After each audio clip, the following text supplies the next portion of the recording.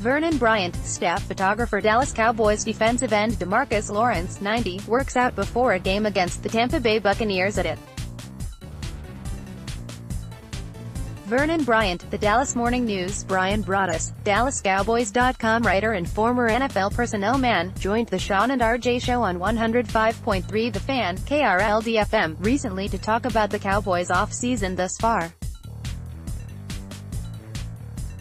Here are some of the highlights. On the disappointment of Cowboys off-season, Broaddus: "I didn't see this myself, so I'll give my teammates some credit for this idea. The disappointment is that this is a team all about signing their own, then go sign Tank DeMarcus Lawrence. Go get that done. Let's not let this thing drag out into July and make us have to spend the entire summer dealing with this. You're talking about the shoulder injury and he's going to have to get it fixed and all these questions, but if you're a team that is committed to it, that's okay. They've built the roster a certain way with the way of just drafting and signing their own. So the fact if you are a team that just wants to sign its own, well then go get this one done and then work from there if there are any other deals that you need to do, or if you need to continue to sign your own with the money you have left over, that's fine. But don't tell us you're a team that's all about drafting and developing and then signing, and in fact when it comes to signing one of the players that we just talked about or fits all the criteria that we just talked about, that you just don't do it." Related, why the Cowboys' current approach to free agency is actually crucial to their team-building philosophy. "I know it's a difficult deal to do. I mean, it's not as easy as one might think.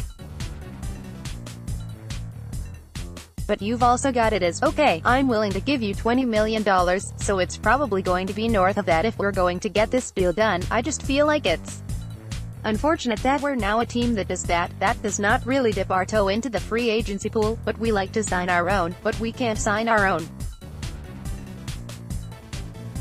I think that's the most disappointing thing. Change QBs every 4 years.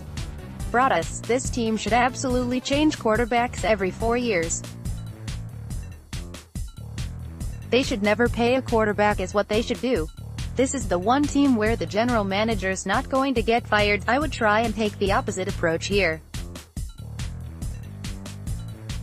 I would try and keep all my position players, skill players, and then try to change my quarterback. That's your most expensive thing every year. So if you want to tell me, hey, Broaddus, I would do this with the quarterback, I'm totally on board with you. They ought to be in on the Josh Rosen thing. They ought to be asking, what do you guys want for Josh Rosen? Then every 4 years flip your quarterback until maybe you find Tom Brady, Drew Brees, one of those type of guys that you might want to sign long-term and pay to." On Earl Thomas, Broaddus: "If Baltimore was not on the deal, there's a likelihood that Earl Thomas would have been here. Dallas needed to survive one more day and they couldn't survive the one more day, and Baltimore came from where they didn't give them credit.